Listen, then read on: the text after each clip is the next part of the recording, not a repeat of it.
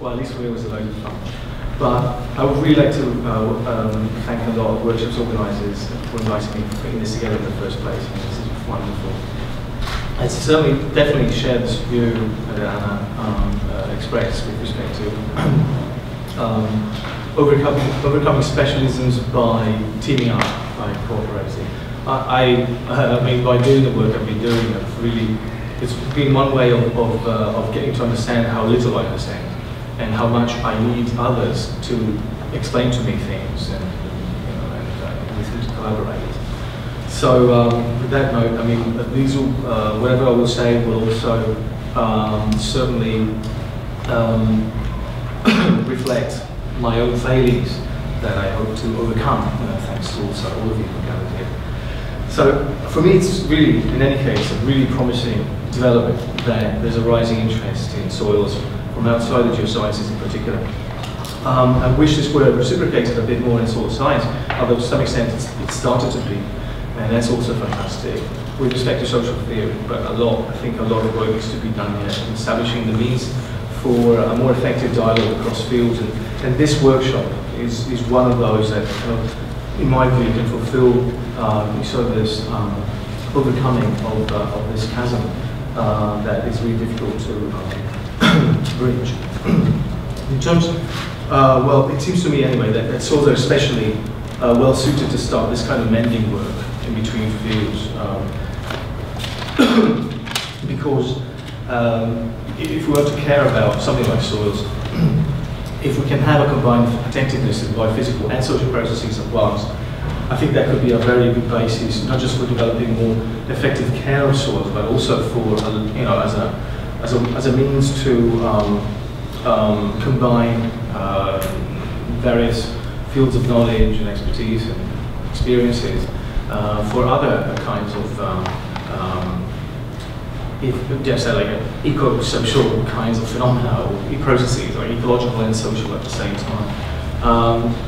Like forests, for example, or rivers, or what have you. So this could be like a way of bridging that gap, not just for soils, but also way beyond. In soil science, I mean, I've found that there's a lack of attention to social dynamics, and I'm not going to go so much into that. I will maybe touch upon it with respect to the soil work that I've been doing in terms of contamination processes. But in social science research on soils as well, that's basically what the book was about as well. There's a lack of enough attention to soils, and I think that also needs to be addressed. And I'll address that a little bit more here than the other way around. But if both sides, if you like, can start doing or becoming more acquainted with each other's work, I think that would be a very enriching experience, and mutually enriching, and also give us the ability to, again, to transform the way in which soils are perceived and looked at, other than destroyed oftentimes as they are. So the focus here is going to be on some problems in social science and process science, but that's just not going to be the limit of this, I hope. I hope it's not going to be the limit as such. So there are two articles. I mean, maybe I'll just describe first what I'm going to talk about, because I'm hoping not to go too long, especially because it's hot. But to look at the discussion a bit, what's generally missing in either kinds of fields is oftentimes has to do with the limits of being able to actually even have the wherewithal to look at each other's work. That's one thing that I've found to be a great obstacle oftentimes to even establish a dialogue. But there are two illustrations that I will talk about where, more specifically, if one were more attentive to soils as soils, that there are some problems that could actually be clarified or even would come out that otherwise are buried. Then I'll show what can be missed politically by not minding soils research itself, or by not studying soils in themselves. So I'll do this by recounting how my more or less conventional research on soils in urban gardens took me to realize the political potentials related to a not so new but nowadays remarkably understated environmental issue, which is basically air pollution. So actually, soil took me to the atmosphere in this case. But it wasn't, if I hadn't done that, if I hadn't focused on soils themselves, I wouldn't have got there. That's going to be one of the things that I guess I'll try to speak very briefly about, as briefly as I can. So in that case, one might wish not just to concentrate on soil per se, but sometimes that soil can take us in many directions that would not be so evident if we didn't look at the soils themselves. In any case, there are two articles that I came across recently that caught my attention in the journal Local Environment. One of them was about soil care. And Soil Care, which is an organisation in Australia in the northwest. I don't forget which part of Australia, but I guess I'll come to it. They take a biological approach, and so this research group, I'll just call it research group because it's so long that I can't really enunciate it very easily all the time. So this research group actually was trying to understand how soil care, in their biological approach, enabled soils to become understood as actors, not just as passive substrates. And for me, this is actually really important to be able to do that and to take this view, maybe even as a starting point. But in Australia, in general, there's been a great resurgence of interest in soils, especially in soil degradation. I mean, you have dust bowls. I mean, it's really terrible what's going on in all parts of Australia. And the same with the southwestern United States, one could add. It's a pity that this burgeoning interest, however, is happening exactly in the period where soils research funding is either increasingly slashed or is grossly insufficient to the task. This is something that we might also want to discuss in this workshop, but it's not going to be part of what I'm talking about here really directly. So it's a concern though, it's a concern to think about soils as actors. It's a concern that I think could assist soil scientists who are concerned about social issues as well. But this research group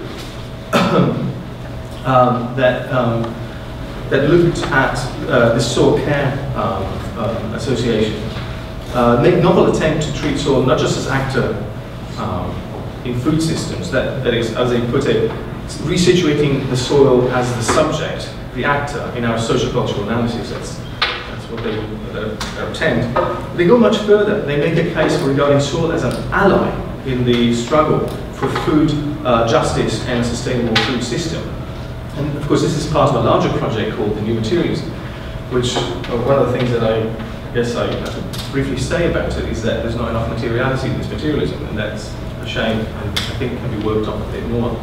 But this Australian research group discussed the case study then of soil care. They were founded in 2010 in New South Wales. That's where they're from. They tried to exchange ideas about soils among farmers, the soil care group do, and to promote biological farming, this particular type of approach, whereby soil is understood as a living system composed of interdependent elements, and where you have no reliance on synthetic inputs, or at least minimize the reliance on synthetic inputs, because that also enhances farmers' ability to be independent from market forces. So there's obviously a very much a policy orientation to their approach as well. So it's not just about obviously looking at soils and caring about them, as the name of the organization would suggest. So this approach to developing a functioning independent soil food web is understood to provide disease protection, minimize nutrient loss through leaching, increase the available nutrients to plants, decompose harmful residues, and provide the soil structure needed to support improved root health and depth. So that's kind of overall what their approach would be. And then the authors claim that this approach brings out the agency in soil that is otherwise missing in conventional methods or frameworks, which they think focus on control, on controlling soil. And so it's also, in some respects, a project to try to overcome this understanding of soil as something to be controlled. But this is stated even though the authors,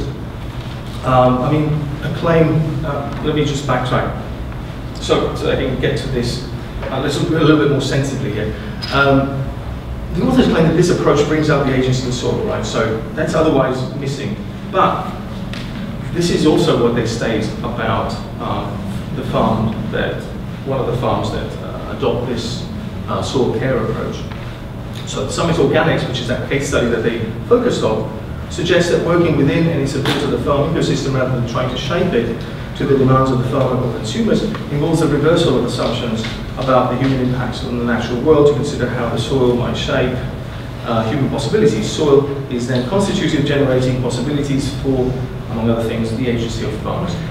But this is stated even though the authors discuss at length all the human activities that were necessary to make the soil arable in the first place. So I find this difficult then.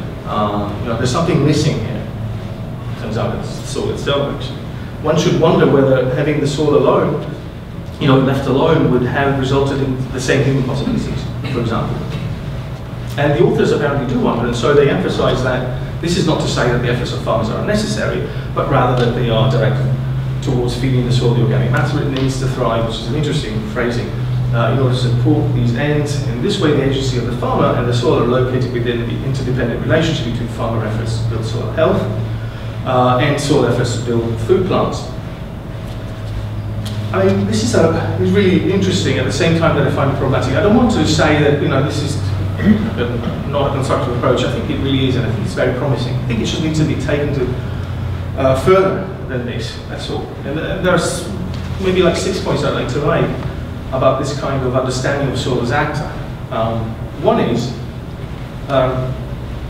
one of the difficulties that I find with this kind of understanding of soil agency is actually that soil could be argued to be that it's made of millions of actors, actually, literally. So I'm not so sure about this view of soil at that scale of analysis. It's kind of like papering over a lot of things. So this is heterogeneity actually is recognized by the authors themselves early on, and then it's studiously omitted. That's interesting. The only kind of change considered about the soil as an actor is when humans intervene.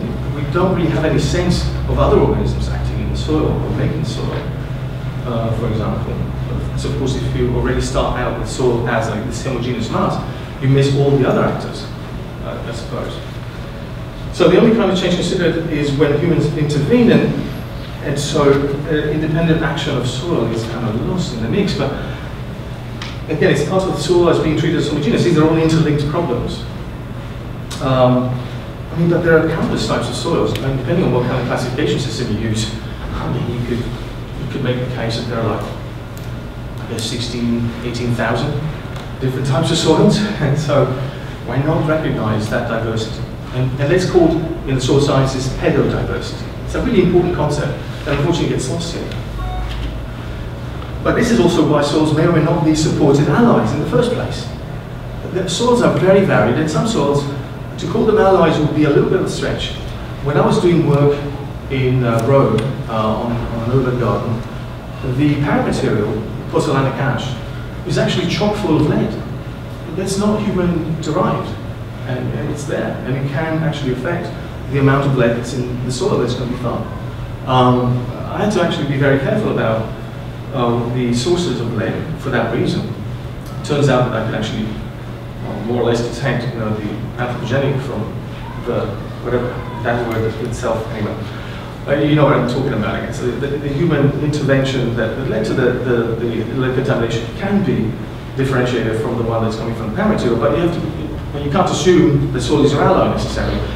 In the northern parts of Wisconsin, you've got some parent material that's also chock full of lead. I think it's in Galena formations, and these things are not necessarily going to be promoting human health. So there's another thing too that I noticed, and it's not just this article is just an example, and it's something that I think one could look out for and can, I guess, could be worked on, and I think it would be to our collective advantage. The knowledge being produced through conventional soil science is taken for granted, but actually soil science is very diverse. There are many different theories out there. You can't really just say that it's like monolithic entity. And so that means that you have to enter the debates from soil science itself, in order to understand what's going on. Not everybody in soil science, for example, agrees on soil quality as a concept. there are exceptions to this. I'm not one of them, but but there is a debate about this. Not knowing about it, I think, does not allow us to see the diversity of theoretical frameworks that also exist within solar science, which I think would be helpful in terms of doing solar care or understanding how soils interact with us. Ultimately, also, the authors are studying farmers' understandings of soils and not soils, which is that's what strikes me again. And here's the extent of the problem. Perhaps I could quote directly from the article.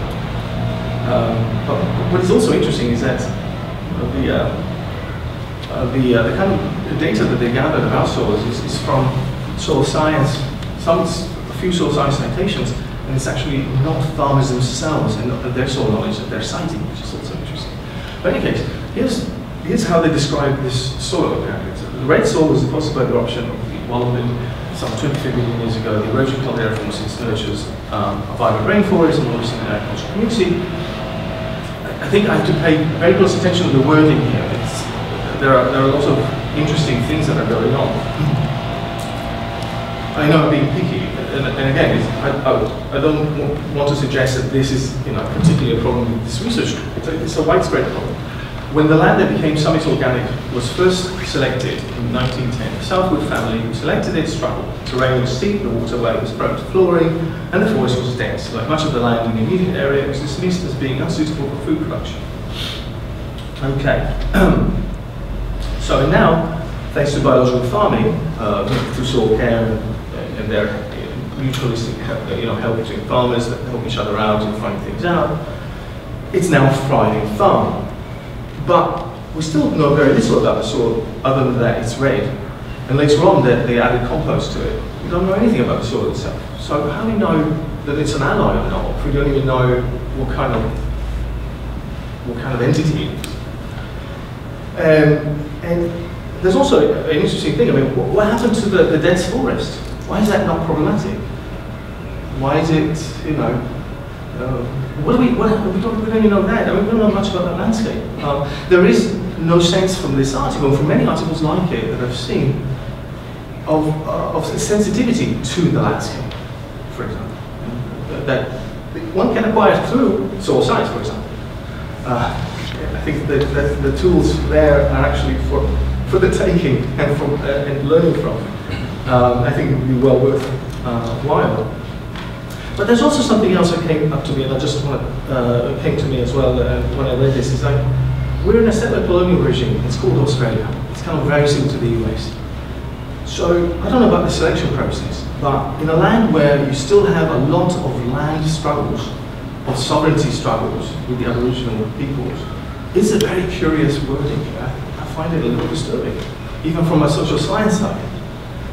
So that's another thing that I wanted to mention, because I think it's very important to understand, yes, the landscape, but also it's really important to understand the social context, so that you do not erase entire histories or political struggles that actually are in existence to this day.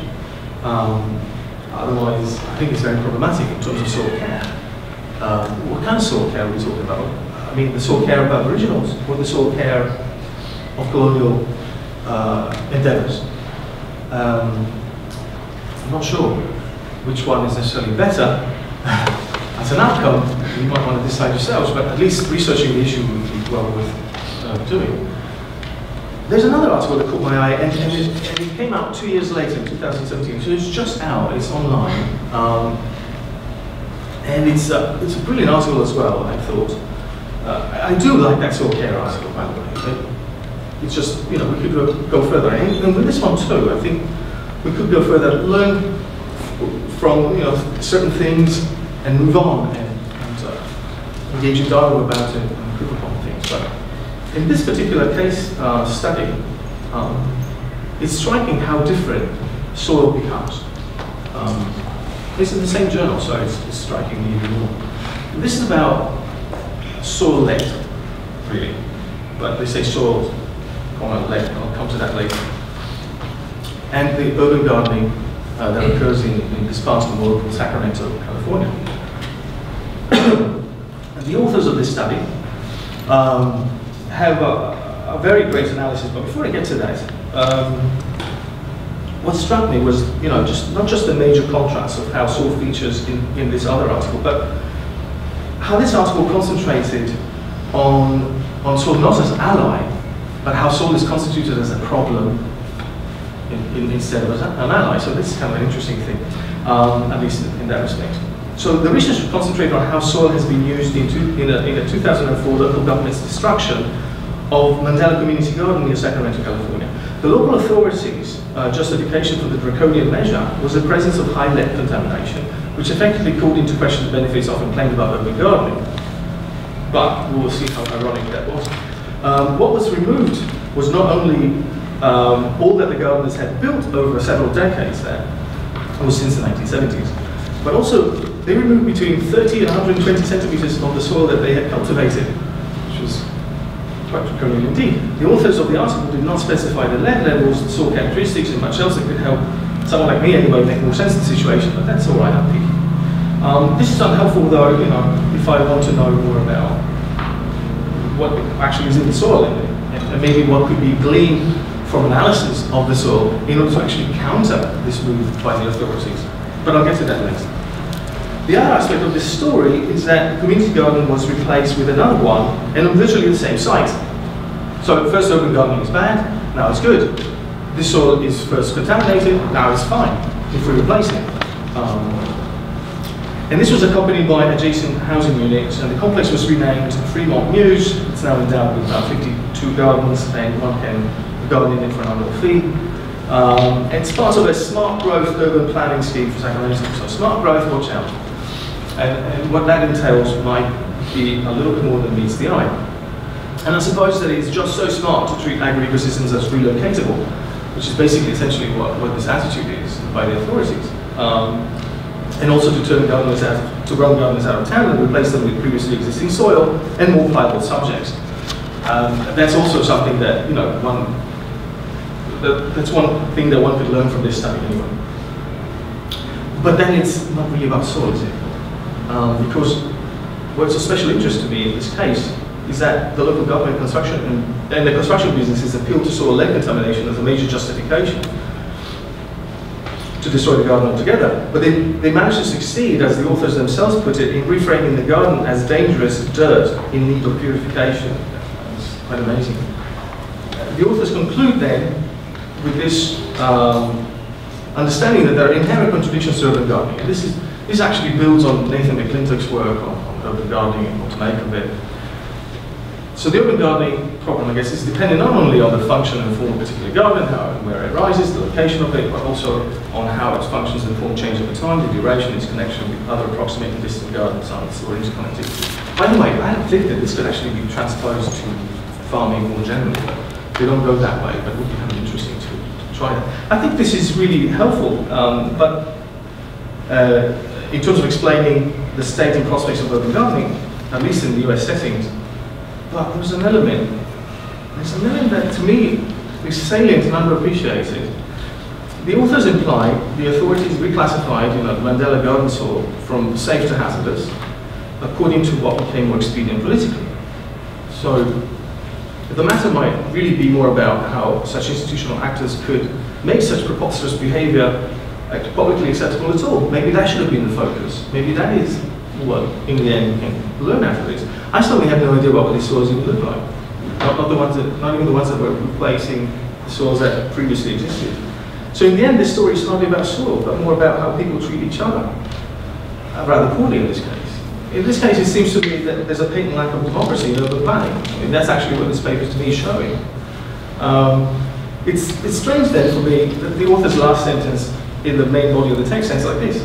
Actual soil lead concentrations and representations of toxicity constructed through testing procedures and thresholds of concern enable the discursive and material mobility of soil and dirt across garden projects.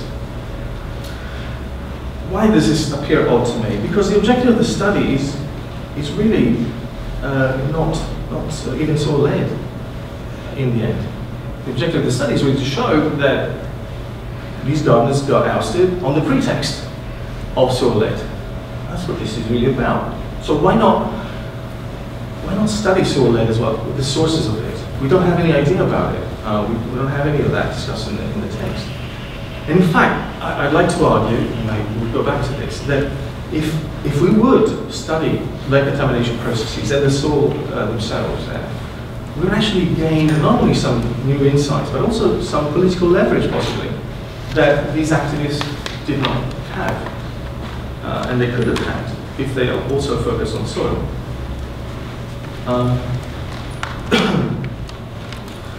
All right, so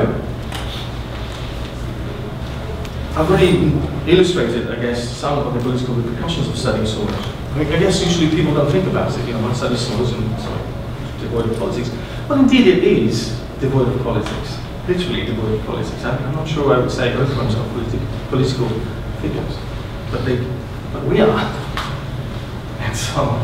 And we are enmeshed in it more than what we might want to care about it, about even knowing that we are. So the problem so far for me is that a lot of the advocacy work, especially for urban gardening, I see this quite often, and the critiques about what is done about urban gardening by different authorities or private entities, they address the social but not the biophysical relations in the end.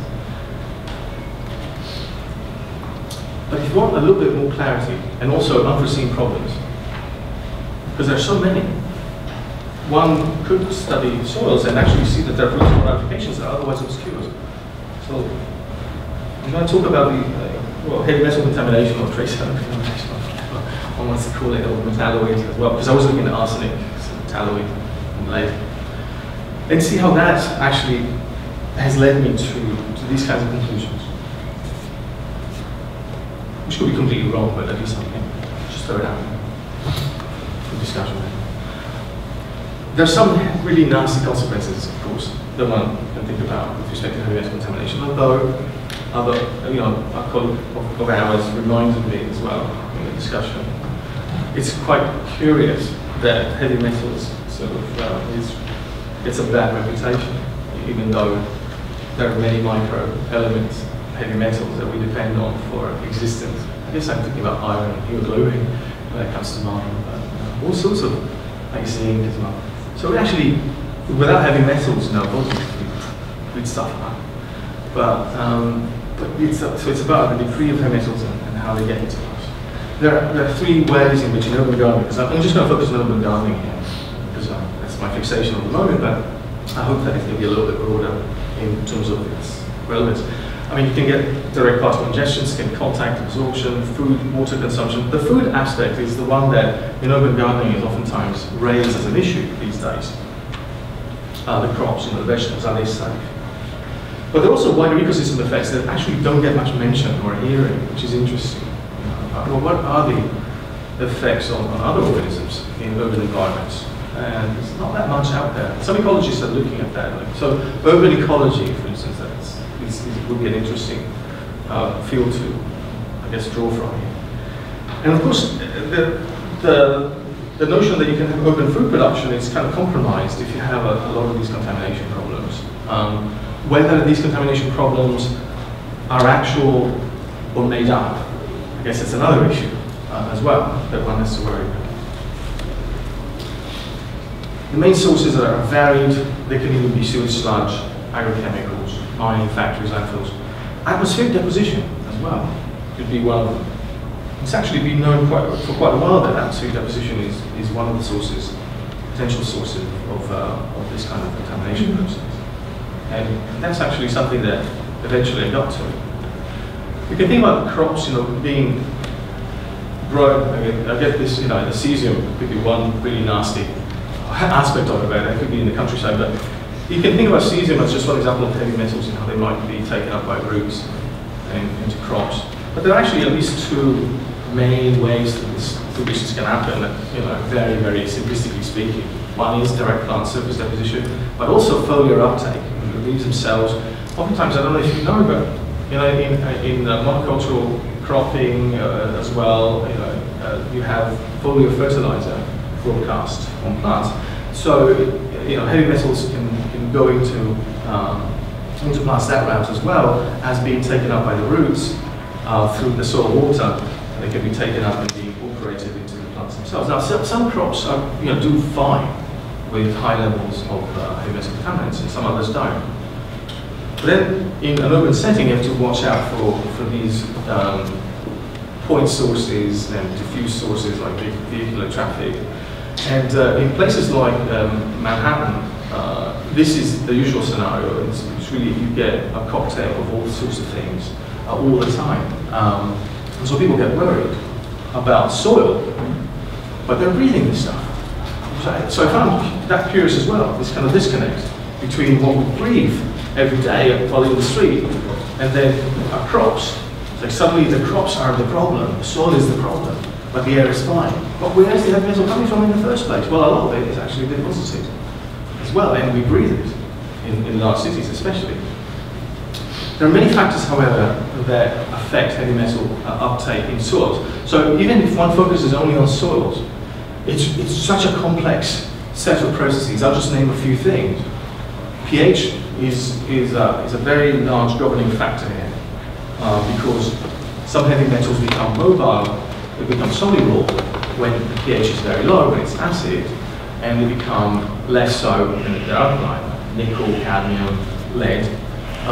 But arsenic, for example, and molybdenum become more soluble, and they can get in crops more easily with alkaline or high pH conditions. So that's one factor that one might want to consider. Another one is what kind of clay you have, whether there's not all binding heavy metals in the clay or not. No. Some of them are more reactive than others. The kind of soil organic matter they have, other kinds of substances that we call colloids, small reactive particles that can bind to other charged particles. Allophane would be one of them, for example. And, all these things are in soils. Soils are extremely diverse. I can't say this enough. But they're also variable over time. So you can have reduction and oxidation that vary within the day as well, and that it can make some heavy metals more available, less available to plants. Microbial activities, which thousands, hundreds of thousands of different microbes with different needs, different activities going on in the soil, and they also mobilize or immobilize heavy metals. So what they're doing actually could be really important.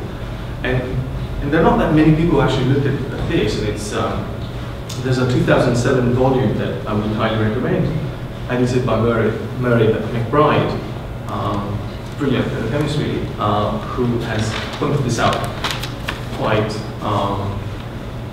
candidly and rather thoroughly, is that we have like this missing aspect, this biological aspect, to understand heavy metal fluxes, that is actually not allowing us to understand sometimes of what's actually going on with heavy metals and how contamination occurs. And there was a book entitled like Natural Attenuation of Heavy Metals or something like that. But also relative total heavy metal saturation in the first place can also make a difference. So actually the levels of lead, that's why when I was saying, what is the level of lead in that Sacramento soil, that urban soil, that actually can be crucial to know in order to understand the potential contamination processes. And this also would be one way of sort of fighting back to the authorities and say, well, the contamination level is not enough for that to be a problem, for example. That was not even an issue that was raised. But also specific heavy metal characteristics, so depending on how they combine with oxygen or hydroxides or whatever, just again, most of simplifying, they will be more or less mobile, so depending on their characteristics as well. So you have to study a whole bunch of things at once.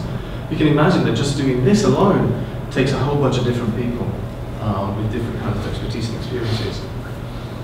So in any case, I was becoming really concerned about all these issues more and more, and I got a little bit of money, not enough to really do what I wanted to do, but I worked with some folks, some friends of mine as well, in the urban gardens in various places, Syracuse, Troy, Albany, and New York City, mainly Lower East Side, Manhattan, in mid-Manhattan, and some parts of Brooklyn. So about 30 urban gardens, and it was actually, the study was not about heavy metal contamination processes, but what I wanted to do at the very least as a researcher that I want to do is to have some helpful information for the urban gardens themselves that they could use, and that they would not panic with. Now that's also the other part that is difficult sometimes. Because there was one urban gardener that said, oh bloody hell, there's so many, and heavy metals on my crops. I mean, I just abandoned the entire project. I said, no, these are like hyperaccumulator species that you're growing. Just don't do that, and you'll be okay. Things like that are not even widely known. That's actually one of the things that can be gleaned and clarified for this kind of work. It could be helpful. Again, it's politically, because in Manhattan, there's huge developers, the international level, one of whom is a president of ours, and it's a huge pressure on land that is occurring there. And so you can imagine that these urban gardens are constantly like on a thread, literally. It could be expelled any moment. There are basically, in the case of New York City, a lot of this goes on as nominal fee payment, but the owners in the municipality, and if they vote to give it to a developer, as it happened to one of the urban gardens that I was actually investigating, you could be thrown out. In fact, they and I, as a researcher, was thrown out, and I couldn't actually get my sampling completed there in one of the gardens. But what I found, in any case, with this research that was not really about heavy metal contamination processes, but if you're interested, I'll talk about later, was that there was no significant relation between the percentage of clay, soil organic matter, that's SOM, and pH, and these various heavy metals. Okay. So that was part of the stuff that I wanted to give back, at least give them the information, and also what I did is held workshops to talk about how you handle this approach, how do you interpret it, because a lot of people will get heavy metal counts for their soils, but they don't know that pHs are really like one of the essential ingredients, for a soil analysis in order to make sense of this, and some other ones as well. But even if they get those data, how do you combine them together? So that's why I had workshops with them and taking them through that process. But what struck me when I was looking at the data was this: there was no mercury in the soil, yet there were 9 cases of crop contamination. So anybody there was worried about contamination in soils. And then I said, where's this mercury coming from? So I talked to some of the gardeners there, and one of them said, oh, didn't think about that. There's a chimney over there, and it's a power plant. So I'm not sure. That could be a good investigation to make. That could be one of the sources, who knows? But this would not have come about if we focused on just the social relations. I was focusing on the soil, right? That's what I was focusing on. And but by doing that, then you find out these things, then it becomes immediately a political thing, because you're calling into question the power plant possibly. And well, I'll talk about this a little bit more. There's wrong with things in many different ways. I'm not sure what I want to necessarily, but if your crops are being contaminated, not because of the soil itself, but because of decisions by the local authorities to situate a particular power plant in that neighborhood, then it's a completely different struggle. In any case, for those of you who are like me, like geeks for data, this is the pH means. So the mean is rather towards the alkaline side. And so, for one thing, I would not expect the heavy metals to be soluble enough, for the most part, to get into the crops, except for arsenic and molybdenum, for example. And so organic matter really varied tremendously. And so I'm not too surprised that I didn't find any significant correlation between really. In any case, I was only looking at 3 factors, and I already listed a lot of others before, and I didn't have the money to do the analysis. So another example of what struck me is so that you had in the crop like cadmium, but hardly any in the soil. Right? So I just kind of did this table in order to think about, oh wow, does this make sense to concentrate on soil contamination when you have all these discrepancies? And then it called into question what I was looking at as well, because I sort of realized, okay, there are other sources. I could look maybe at what is input by the gardeners. They have a lot of, sometimes not a lot, but they can have imported soil. I don't know where that's coming from, the compost, what's in it.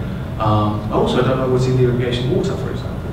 So there were a whole bunch of things that I started thinking, oh damn, I need more money to do more research. Of course.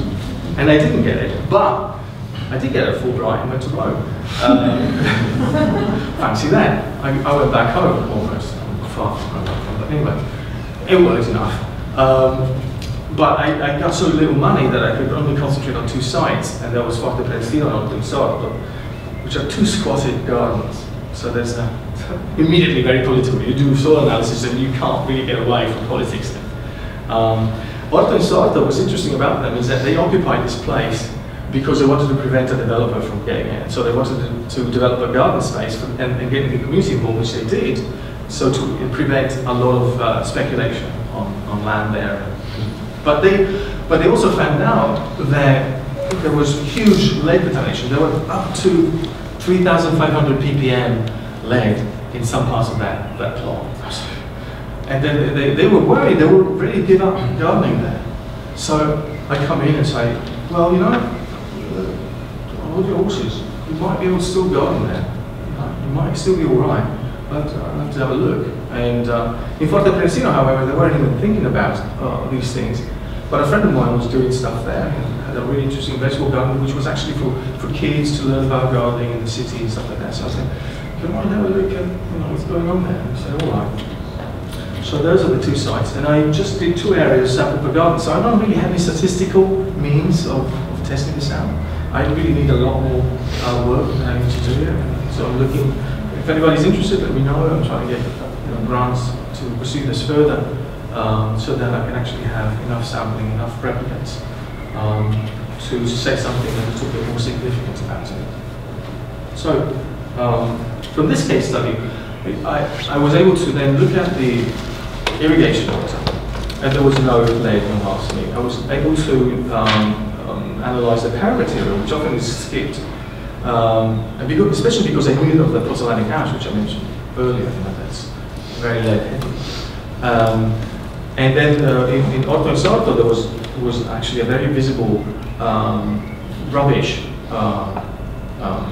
It's a landfill that was actually informally, I guess, formed in the 50s and 60s. So, and then there was soil that developed on top.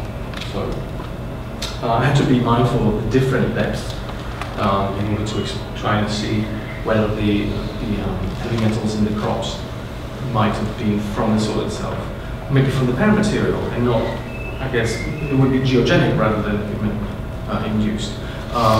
And also I put some dust and rain gauges around in order to get a sense of the atmospheric deposition there. And I was able also to get, was the soil sampling done, but besides that, any other inputs like hay that they use in some of the garden plots to cover the soil and some other, whatever else I needed to worry about, at least according to what I know so far. And what I found was negligible lead contamination in the crops. I mean 0.001. And so they were all worried about, you know, the lead. And it's actually what we need to worry about is the arsenic, it turns out. The reason why I focused on arsenic and lead is because I had so little money. I wanted to get the spectrum of the heavy metals and how they're governed by pH, for example. It's one of the main factors. And so arsenic. Arsenic and not molybdenum, because arsenic is one of the worries that a lot of Romans have about their water. So I tested the water as well for arsenic, and it came out basically nothing. Same with lead. So, in any case, it's more of a complex story than this, and I'm not going to bore you with the details unless you want to be bored with it. But it sort of told me a few things here already. You know that you know there are other colleagues in Boston, for example, Sally Brown and associates who've been questioning this soil-borne contamination process as the first priority to tackle. And so what I'm finding here seems to cohere with what some other people have been finding elsewhere, that maybe atmospheric deposition could be a contributing source of heavy metals or metalloids like arsenic, aside from contaminated soil. It could be both of them. You know, it could be combinations. Every context is different. So what are some political implications of this then? I've already touched on a few, I hope they're already clear.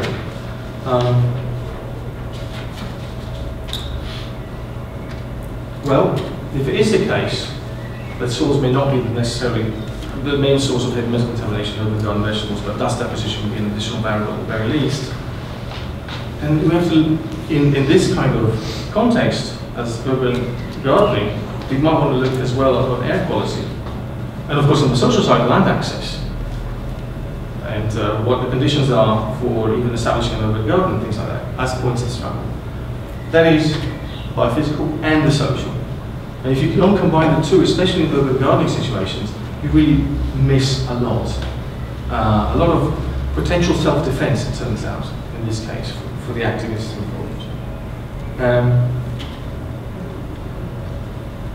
And really, soil research then, for me at least, to open up a lot of what are new but also old political challenges, that is air pollution in this case. And I wouldn't have been able to find out otherwise, because I'm not an atmospheric scientist, for example, so I wouldn't have worried about this in the first place. But then again, atmospheric scientists are not really focusing on urban gardening either. So, there you go. So, what does this mean for regarding soil as an actor? Let's say, to go back to one of the articles. As a potential ally. Well, aside from the problems that are already outlined, is that the actor may not be our ally at all, of course, and that's already what I pointed out, but especially when you bear toxic contaminants. But it means that what people do to soils transforms society as well, not just soils. And so it may be more apt to think of soils not as actors. So here's one alternative thing that I'd like to propose. But given that soils are composed of multiple actors, at least in my view, maybe we could rethink soils as historically shifting outcomes of the interplay among many actors, including people, or factors. I mean, that's the way that usually soils are studied, factors of soil formation. Why not go back to that? I think that's really an excellent way of looking at soils still. Back to Dokuchayev and Hansieni, in fact. Because soils have a history, one that is both interdependent with human history, but also independent of it, as one quickly learns in a pedology course, at least I did. In fact, maybe there will be that coming up with concerns like soil actor or ally, or concepts of soil actor or ally might be superfluous even. Maybe even could detract attention away from other things that might be more useful.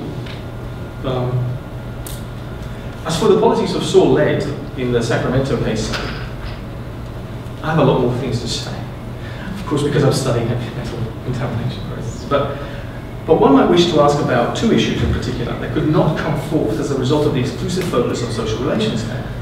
One is why activists were not in a position to counter government discourse about contamination with technical studies of their own and on their own terms. In fact, it's specified in the study itself that they were seeking out these kinds of data. But then they stopped short of using those data because they weren't focusing on the soils.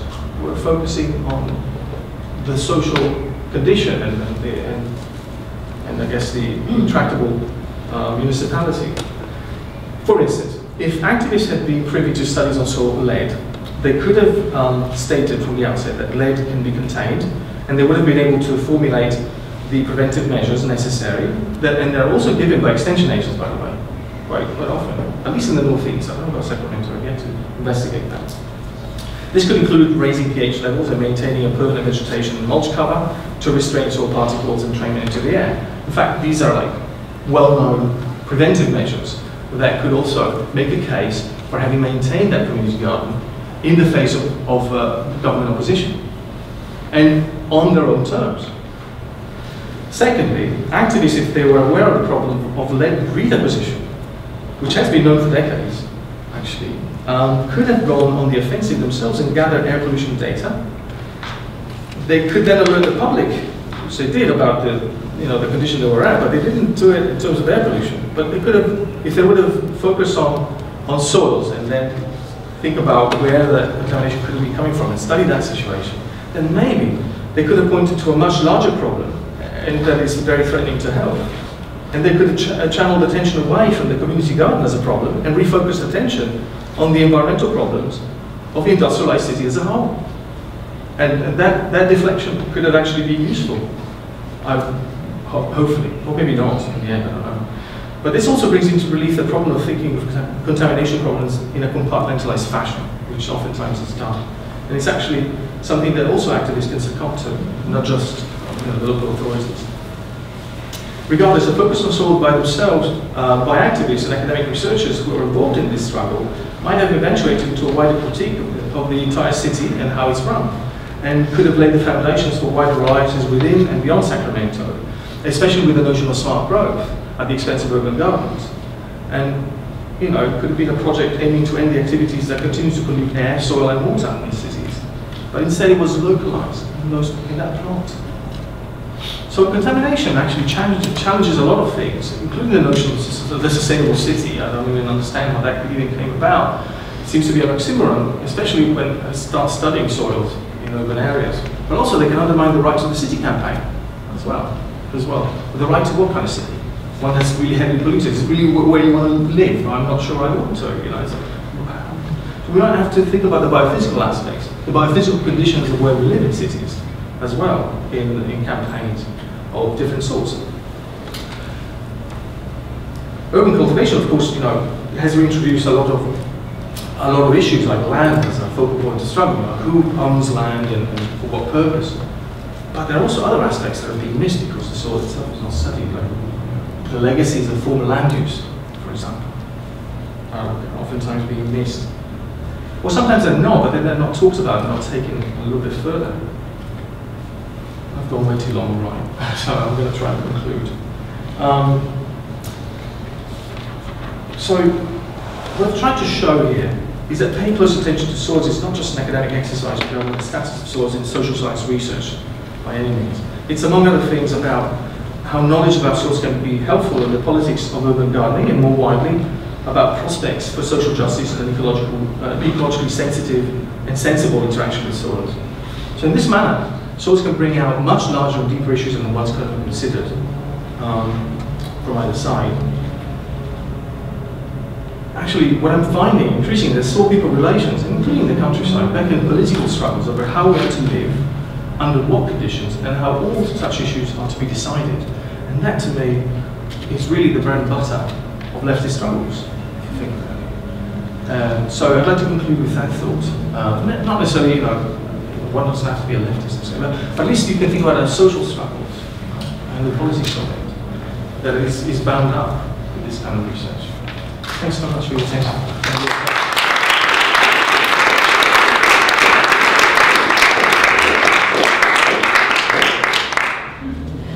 We can spend quite a bit of time now on questions, at least 15 minutes, and also following this we're going to have some wine and nibbles outside, and then I booked us all presumptuously into a pizzeria for 6:30, so we can continue talking until late in the night over wine and dough. But for now, I mean, are you okay to facilitate yourself? Absolutely, yeah, no, by all means. Yeah, cheers. Thank you. I particularly liked your statement that soils are suited to mending work between fields. Okay, I have two different questions.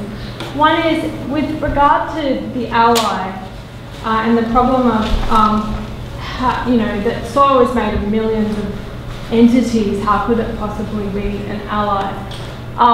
With that question, could the concept of assemblage be helpful in that soil is in varying degrees of coherence depending on what the goal is, but an assemblage is an effect of processes, and the farmer has some role, or any land stewardship has some role in influencing the coherence of the soil and the degree to which it can be an ally or not. But also, like, the concept of assemblage brings contingency to the forefront, that it can break down at any time, that it requires constant maintenance in order for it to work. So in a way you could have a concept, it's a bit of an unreliable ally kind of thing, that it can sometimes work and sometimes it breaks down. So, so that's my first question. I don't know if I have time for a second. Yeah, of course. So with regard to heavy metals, I don't know much about the pathway through which heavy metals are absorbed, but what I do know is that there are different pathways through which certain minerals are absorbed by plants, and I understand that when they're dissolved in water, the plant is less discriminate,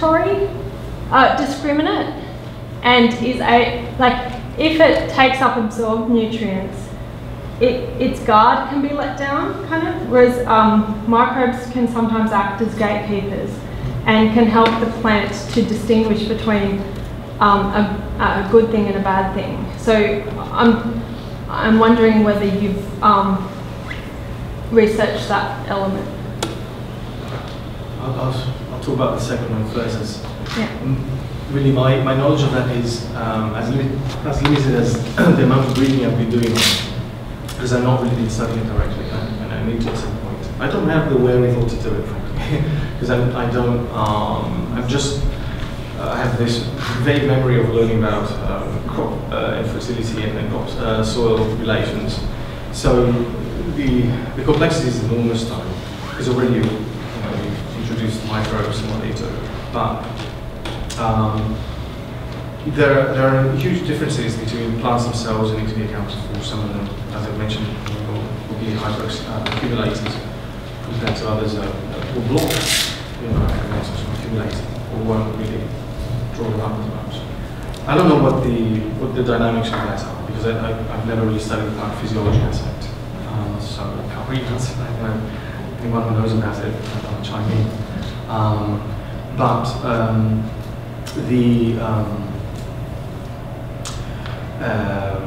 The notion that roots are basically passive absorbers actually has to go, because they exude all sorts of things, including acidifying elements that make heavy metals more soluble around them. So that's one aspect. And the other one could be like siderophores, which are basically complexing agents that are shot out of some plants, and they actually grab, if you like, iron or whatever back here. So it's a really complex set of processes. I don't feel really comfortable talking about, frankly, because I don't know that as much as I would like to know. It's a great question, but it also brings in like that complexity as well, that interplay when it comes to contamination of crops. In fact, I could go even further and go the other part of the crop, the leaves and the stems, and nanoparticles, for example. And that's one thing that I want to include in the project that I'm trying to work on with the team. In fact, it turns out the University of Brighton, so if anybody's interested in that sort of study, do let me know, because we could use more hands. But even there, it's really rough, because there's foliar uptake, but there's also these nanoparticles that could be bearing heavy metals and introduce heavy metals on the stems, through the tissues in the stems, not just the leaves. That complicates the story quite a bit even further. How do you differentiate airborne deposited from soil solution on drawn sources? It's quite a challenge. I think it's becoming clear that it's more and more a challenge to make that distinction. Some of it can be distinguished if you do some X-ray analysis. You can pick up the particles, and then it becomes evident. That's usually more qualitative. So, anyway, I'm dragging on a bit too long for that. But the first question, in fact, I had thought about assemblages initially. I thought I would just say assemblage, and then I don't know why I backed off. I'm trying to recall why. To me, it sounded a little too. I guess. It's fine, I think it's a great idea. But to me at first it sounded like, well, it's kind of I wanted that process to be there, to be highlighted. And assemblage kind of didn't project that to me, but then it might be my misunderstanding of what assemblage means. But I think it's essentially, the way that you use it is essentially, I think, what I'm trying to get at. And I think it'll be fine, as long as one expressly states what one means by it. Otherwise it kind of becomes like, well, it's just a product. But no, it's actually a dynamic. That's how I feel about it. It's a dynamic, and it's a shifting dynamic. I'm not sure what the best vocabulary for it is, though. I'm still like trying to find it. Assemblage. Thanks. Thank you for the presentation. I have a question. How do you explain that you didn't get so much money for such a because I'm a bad land proposer, Ross. Simply put. No, actually, I don't. Frankly, because there are many reasons. Of course, the first reason largely well, I'm sure. But I'm also in a small college, so we don't have the wherewithal, the labs that would convince people that it's worthwhile to give money to someone like me to do this kind of research, even though I have connections with other labs. So that's part of it. It's nothing to do with, certainly not suppressing anything. Just a matter of, like for example, Murray McBride, I mentioned his name, he's done some wonderful work. It's just not associated with any social analysis, which is regrettable, but that's not his field, and so it would be great to team up with people who have the pedigree that I don't have. That's kind of what it seems to amount to. Yeah. I'm going to go let David go first. Oh yeah, just a quick comment on the mercury story. Yeah. So particularly in the UK, crematoriums are a good source of mercury Is that right? from the amalgam. Right. So whether that's the case in the US, I know medical work I think in the States nowadays doesn't have amalgam in, but it might be from older people. So it'd be worth having a look whether there's any crematoriums in the area. Not that I know of, but it's certainly, I mean, not in the Lower East Side of Manhattan, but that's great to know, thanks. Because in New Paltz, for example, do have some, thanks. If I may, when you were, thank you, I mean this was great, I really enjoyed it and it was super thought-provoking and it really highlights the need for collaboration, I think, very beautifully. But when you were speaking about knowing to set soils as soils and researching soils and soils as soils, I'd just like you to talk a little bit more about that and what do you exactly, what are you thinking of that? Because, I mean, inevitably through the research that you're conducting, your attention to soils as soils was through the, whatever you want to call it, conventional Western soil science. Can you imagine, how would you, or what you have experience of, or could you imagine a scenario in which the attention to soils as soils, which will inevitably be mediated through our knowledge of it, is mediated through a number of different channels? Like, could you engage in a bit of a fanciful imagining of what it would actually mean to research soils as soils, not only through the lab? So I'll give you a cop-out answer first. Okay. I'm more legitimate maybe like that. I draw from Harold Brookfield in Pondis. He's done a lot of work in tropical farming and smallholder farming systems. And with all of his experiences, he sort of comes down to, well, we all have quite different kinds of expertise. Smallholder farmers have different expertise, and there are overlaps. And so soils, in some respects, if one, because a lot of smallholders know their soils quite well, we describe them, of course not with the same parameters or with the same aims as a soil scientist would, But also different soil scientists will also have different aims as well. So it's a matter of like finding where the overlaps are and that they're mutually beneficial. That's where I'm coming from in that regard. And I certainly can envision that because I know it's been done. I think there was a UN-sponsored, it was PLEC, Michael Stocking was involved in it. Some wonderful work with smallholder farmers in East Africa, for example, which they didn't take for granted, like this. They didn't have a superiority complex about their knowledge. There we go. That's the first thing, and that is helpful because then it enables a sharing of skills, of understandings that cannot be really done so easily if one just goes roughshod over all these other knowledge systems that are out there. So yeah, I can envision it that way, kind of vaguely right now. But so here's another, hopefully a little bit more legitimate than the first kind of answer. And that is when I was doing the workshops in Manhattan, Syracuse, in Rome as well.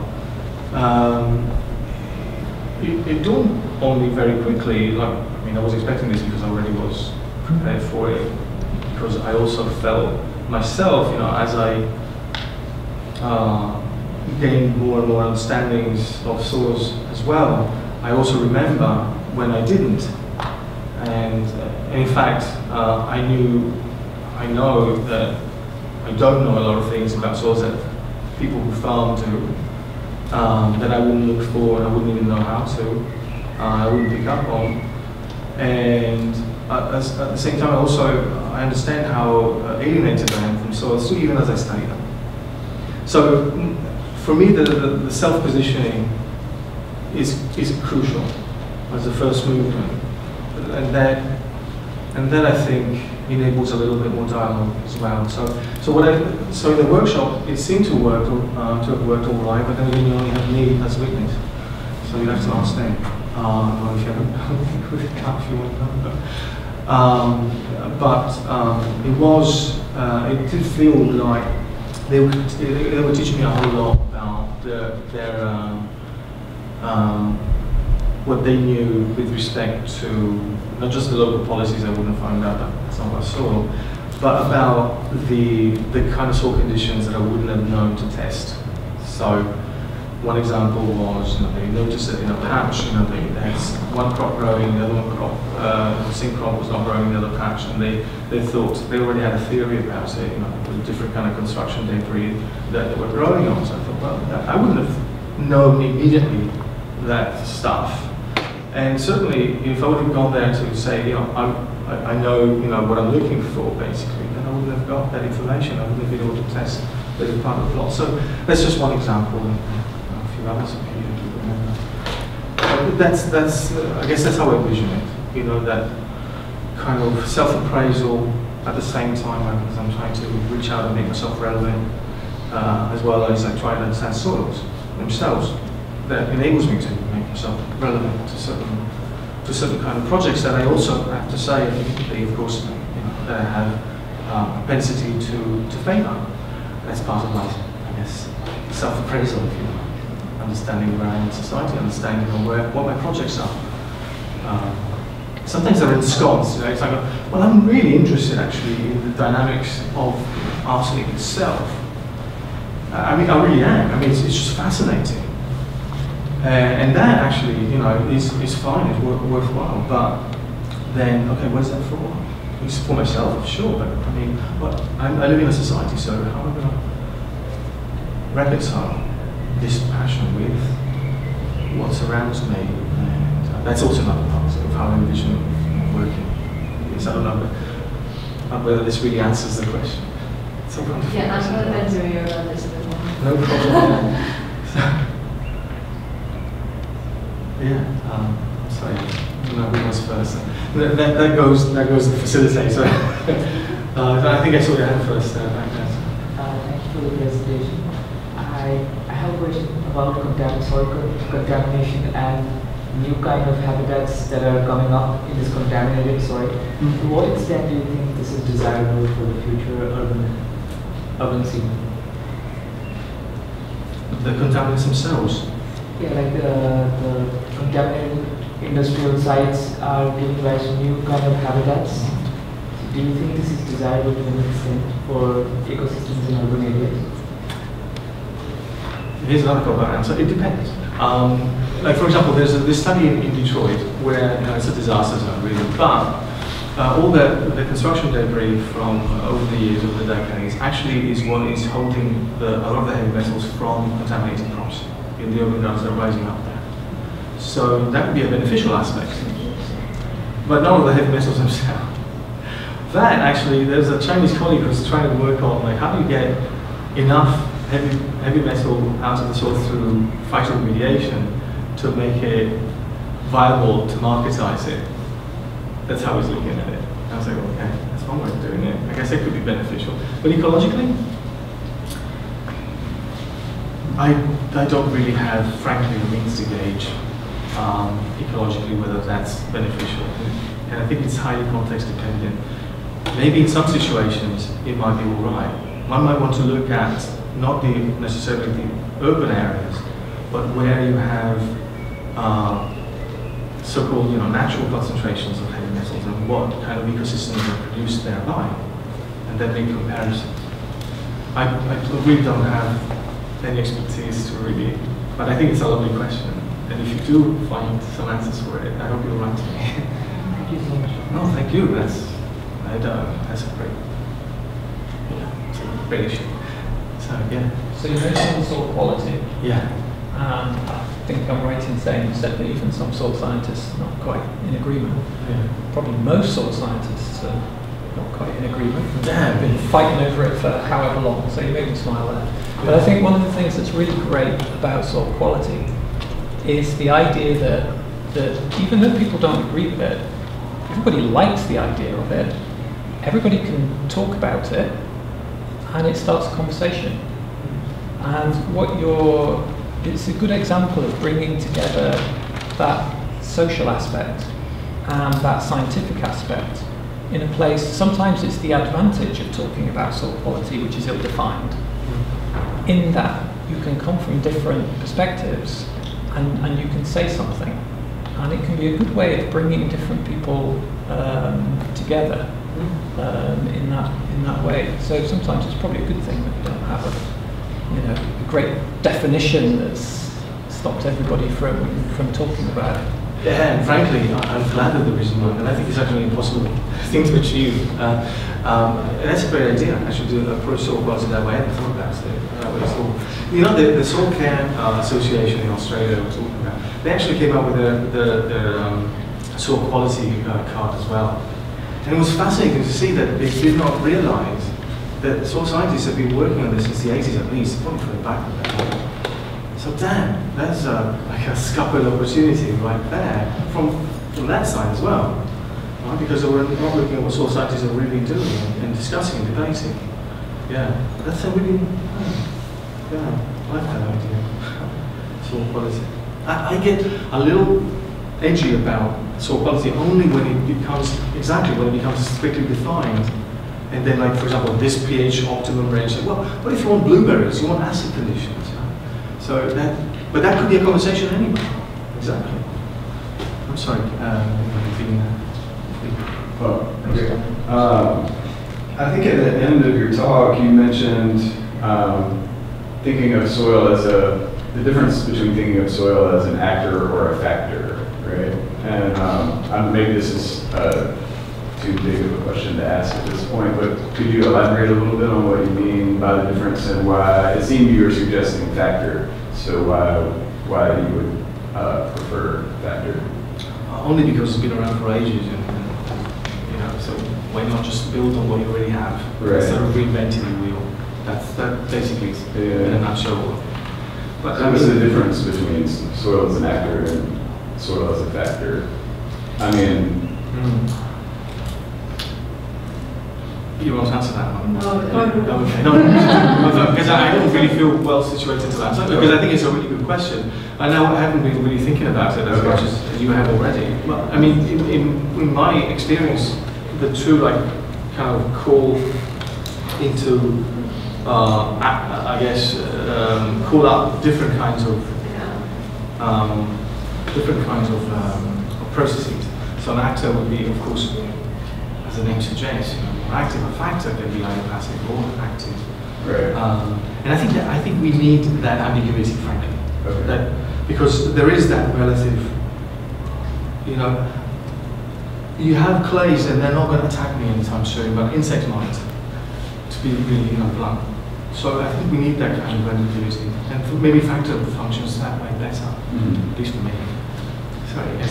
So for me it was a comment about old-fashioned things. So you talked about Dovchaev and Jenny, but there was something I think that might just be interesting to chew over, and I'd just be interesting if you think it's interesting. So that 30 years ago or more, so when I was beginning my career in playing with mud, we had a clear distinction, I think, between what land resource science was and what soil science was, and we've lost that, I think.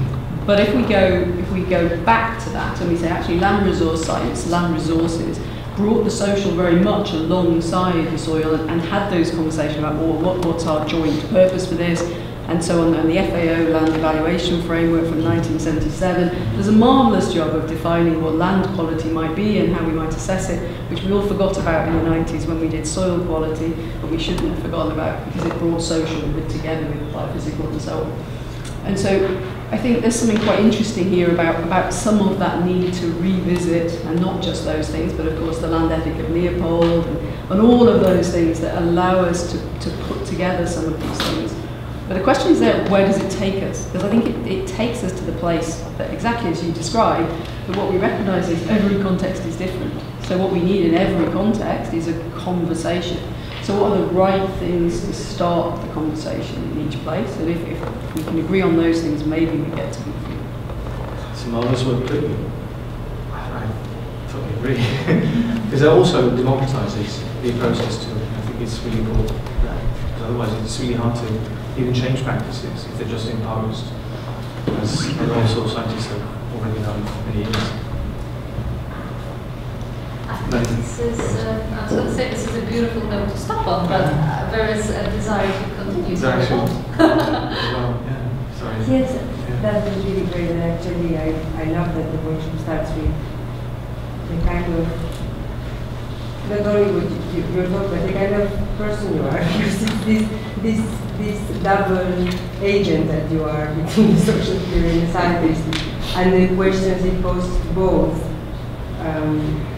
It's really, I mean, it's full of, as Anna says, it's not provoking. It opens lots of avenues, and one of the ones I was wondering, one of the questions I have is about that kind of position is very rare. Somebody who has both the social political commitment, the social theory also, and the science. So when we don't have that, I was thinking of a particular workshop I went last year in Brussels where I met Jamal, where it was all about polluted soils in urban contexts, in gardens, and it was this collective trying to figure out questions about what happens when we know the soil is polluted, and when we know that if we test the soil, we might actually give arguments to the council to say you cannot plant there, or you have to plant on raised beds, or bring the soil from somewhere else, which they were against, because politically they thought we shouldn't be doing that, ecologically shifting soils from there. So they were very radical in their postures, and they knew what they didn't want to do. And there was a moment there where someone who was actually somebody who was very politically engaged in social struggles, the left, as we say, but as a professional, what he did was soil testing for, was it the council or a big authority? Yeah, I think it was Brussels authority. Environmental authority. So actually he was working, he was the one who drew the charts that actually would allow the environmental agency to say the environmental have to he was interested in being there, and on the other hand, so he was the authority in some way, and so I'm interested in this question of where lies, and I think it comes back to what I was saying, who is going to tell us about the materiality of soils when we are soil scientists, or not soil scientists, or we are social scientists, or when we are humanities scholars, or people who are drawn into the soil in a different way, without dragging all the things that we have to actually listen to the science. And so it's an open question. It's about how do we do it when it's not a person like you who actually is playing that role, but actually has this sensitivity to the nuance. And instead we have to actually get a grant to bring the science, and which science is going to get the grant to come in and do that job. And so I have a real problem about how do we do that when we don't have. Me too. No, it's giving too much credit anyway. I really don't know how to do both, frankly. Doing both is actually a drawback, because you miss a lot of other things. Career-wise, I can imagine that. In any case, no, one could also ask, not just about soils, but how do people get mobilized about and find out about climate change? How does that happen? I think that's related, frankly, because it's not like everybody's a climatologist or meteorologist. So how does that happen? How does that information get understood, diffused, and how? Because I think it's a similar issue. Maybe we've taken for granted the environmental movement a bit too long, for example, and that process. of knowledge diffusion and how it's done and how it's translated. Because I think really that if one is not engaged in soil science, doesn't mean they don't know anything about soils. Just know different things about soils, how they're used, how you get access to soils. And that can be just as important. At least to me. But how do you get to that? Sorry. You just like what you just said is an excellent example. I often, when I first approach soil scientists, after when the conversation goes on, they understand whether that's not what I do. But the first thing they think is, oh, you're going to do the public understanding for me. You're going to be the communicator, and we soil scientists are not very good at communicating what we do to the larger public. Social scientists can do that. And which I say always, yes, there is social scientists who do that, but don't count on me because I'm rubbish at that and I don't do it. Not because that is not good, but I don't do that. I'm looking for another kind of alliance, and talking about allies, that alliance is not easy. So exactly, climate change is one.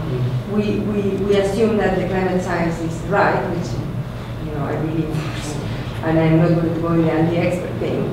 But on the other hand, there is a problem there in just becoming vessels and communicators of the science and just embodying it and say that's where the materiality comes from.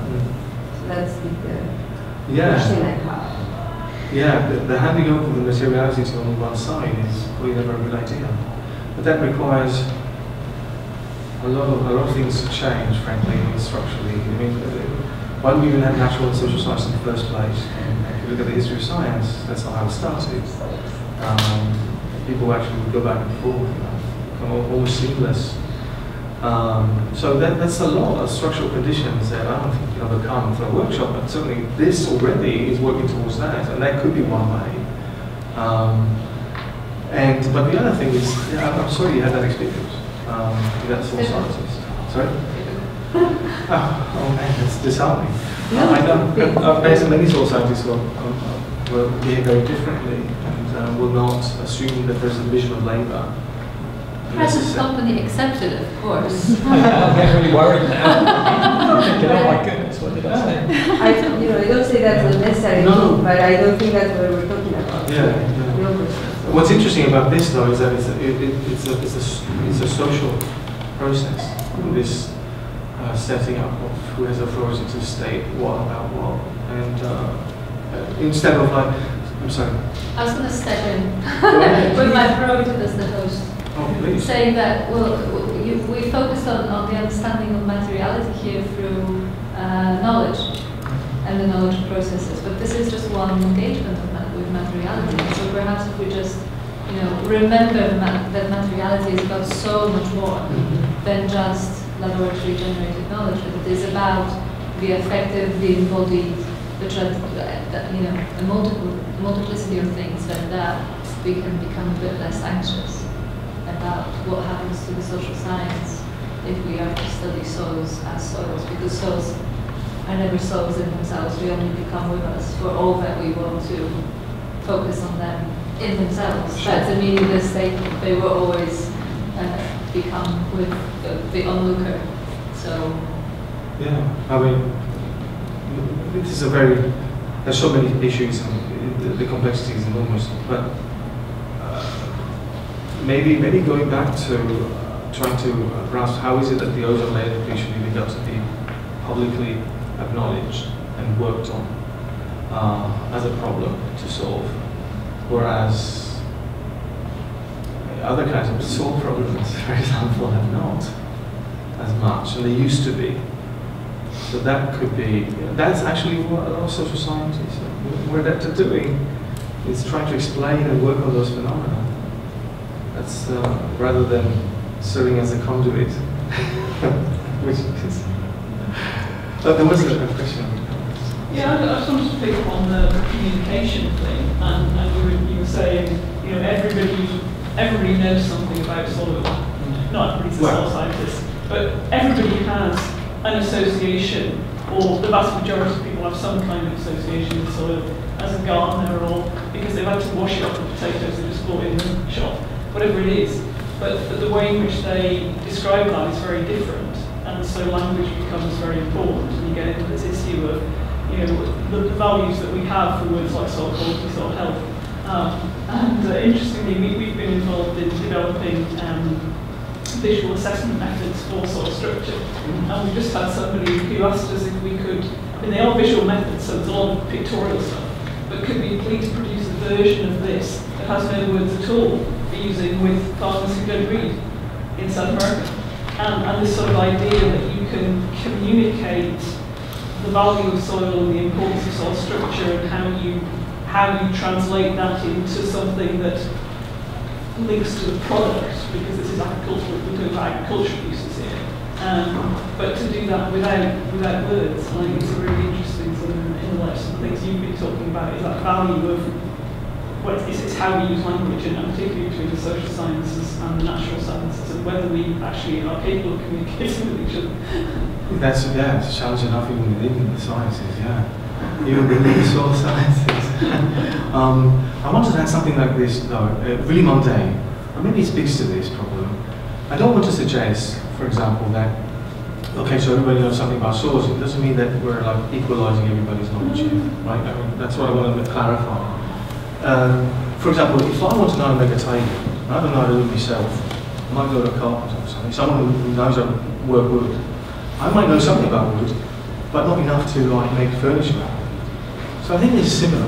We all have like different kinds of skills and different kinds of propensities for certain things.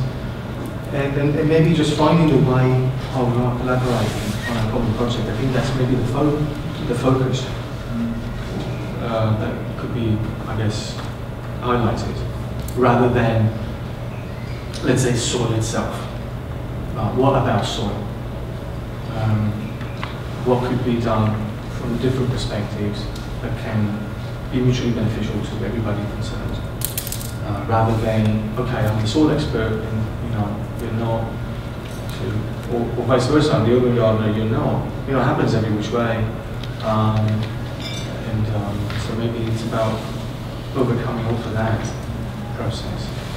So I was thinking about some people who work in these labs that test the soils. Just some of them that I've met, and very often in Belgium or in France, I don't know if it is in the US, but they won't be researchers per se. They would be people who just do these testings. They don't really work in a university or in a And I can remember quite a few occurrences of them saying things very like what you say about them. Well, first of all, when they have to assess a plot for pollutants, I think the first thing they have to do is to look at the history of the site, to go see in archives what kind of activities taken place. So they've got a kind of sense of the history of the site, which actually could be quite beneficial to the gardeners who might be, on that side.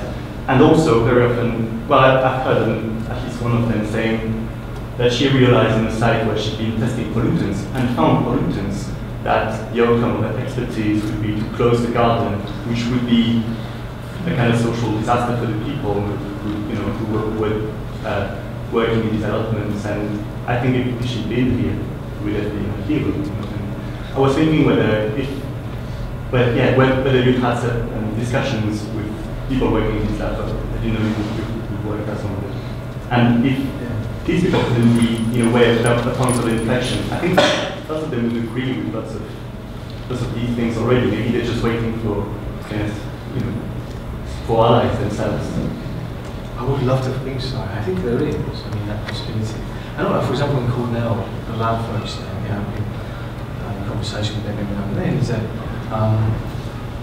they might not be so interested, unfortunately, about developers' incursions into urban gardens, but they do provide a lot of information contextualizing how the mechanisms behave, and that's very helpful.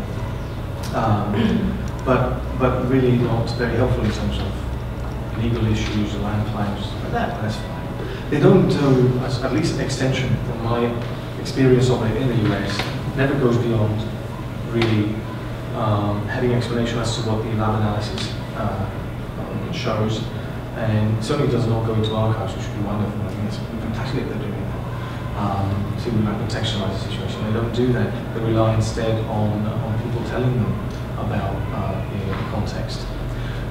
So we had the extension aspect of the consultation is very, very differently done. When I was doing lab analyses, it was mostly looking at macronutrients, pH, texture, really basic stuff, or farmers who wanted their soils tested.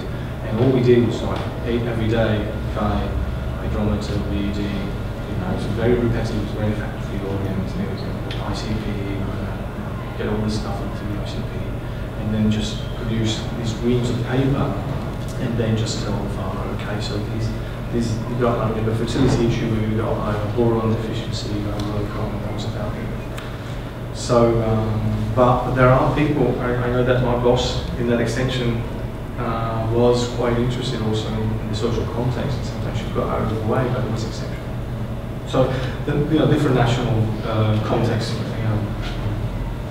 On this note, I'm going to invite you to have some wine, but then first let's take Salvatore.